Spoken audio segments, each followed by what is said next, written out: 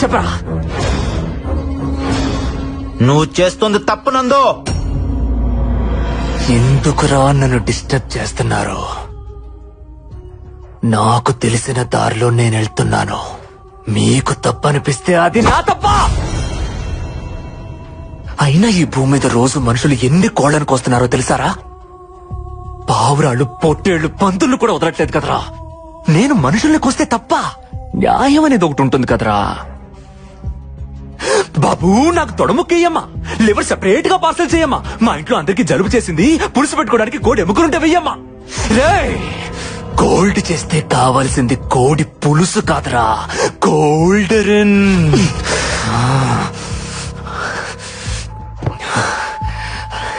అప్పటికి మీ అన్నయ్య నేను చంపాలనుకోలేదు.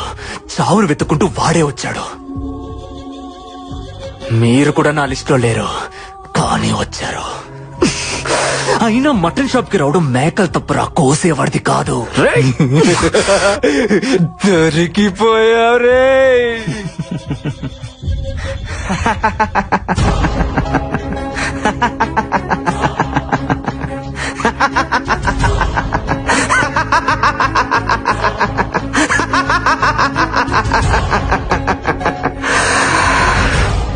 దొరికిపోయింది నేను కాదురా, నువ్వో. ఇప్పటిదాకా జరిగింది రియాలిటీ షో అనుకున్నావా? కాదురా, నీ కోసం నేను ఆడిన గేమ్ షో.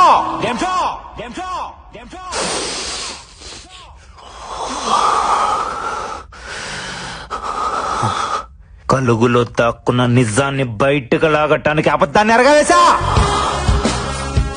ఈ మహల్ బావిలో మా అన్నయ్య బాడీ దొరికినప్పుడే నాకు అనుమానం వచ్చింది, ఇక్కడ ఏదో జరుగుతుందని.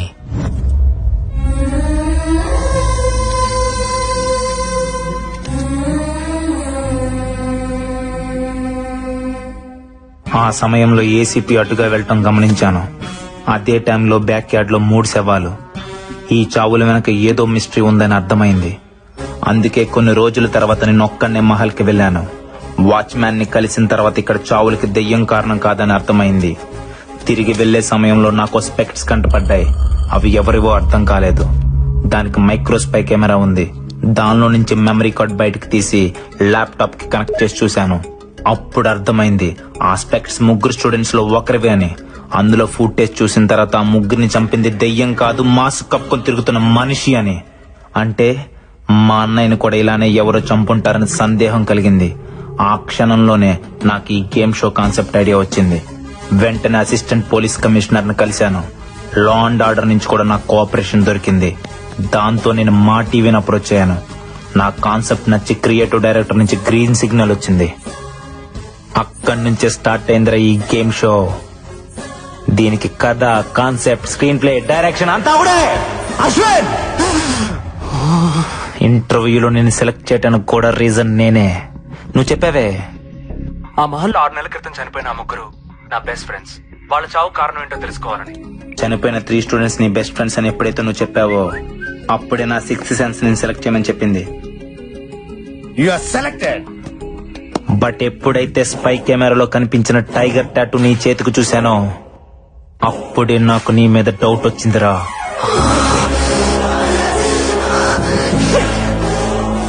కానీ ఆ టాటూని చూసి నువ్వే ఆ డెవిల్ అని డిసైడ్ అవ్వడానికి లేదు.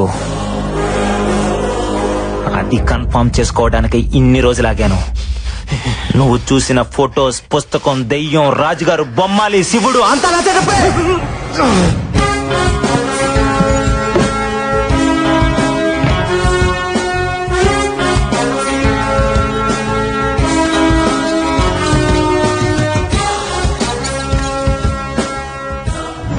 అడ్డంగా బుక్ ఎవరనందో.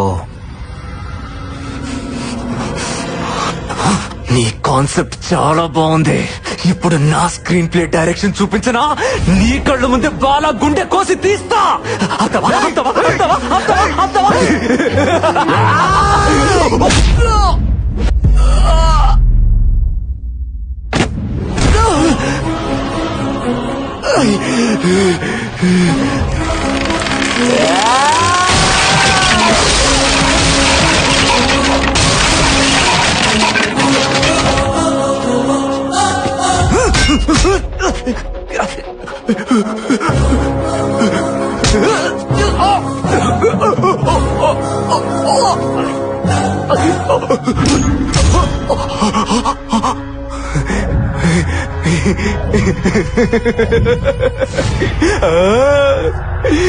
కొద్దిసేపట్లో నీ బాడీలో పార్ట్స్ ఏవి పనిచేయవు.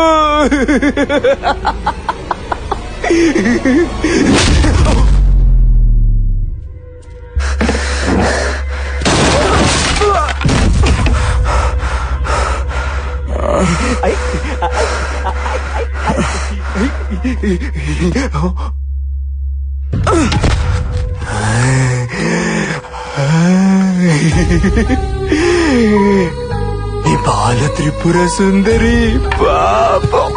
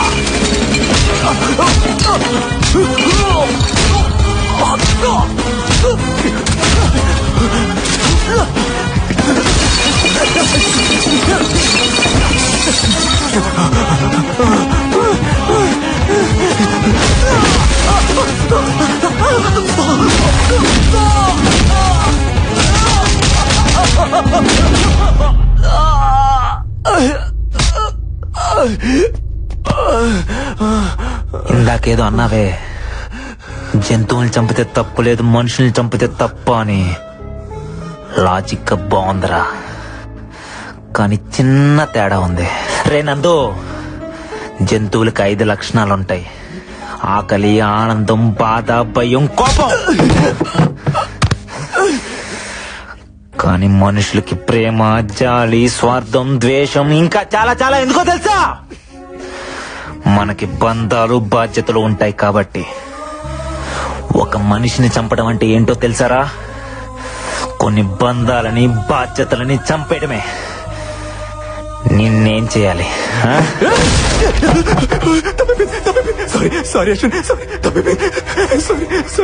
నువ్వు మారవరా?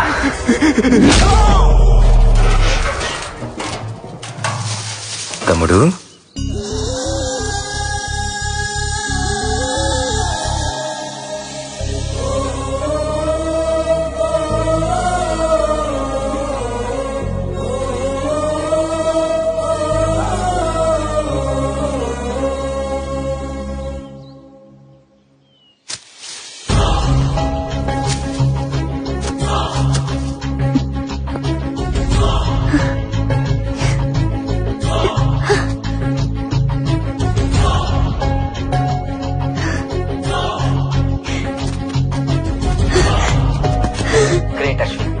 సారీరా, మిమ్మల్ని అనవసరంగా భయపెట్టాను. అన్నయ్య.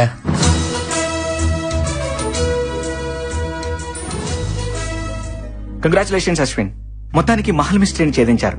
మీ ఒక్కరికి ఇదంతా ఎలా సాధ్యపడింది? Media, law and order cooperation లేకుండా నాకు ఇది సాధ్యమేది కాదు. వాళ్ళందరికీ థ్యాంక్స్ అలాట్.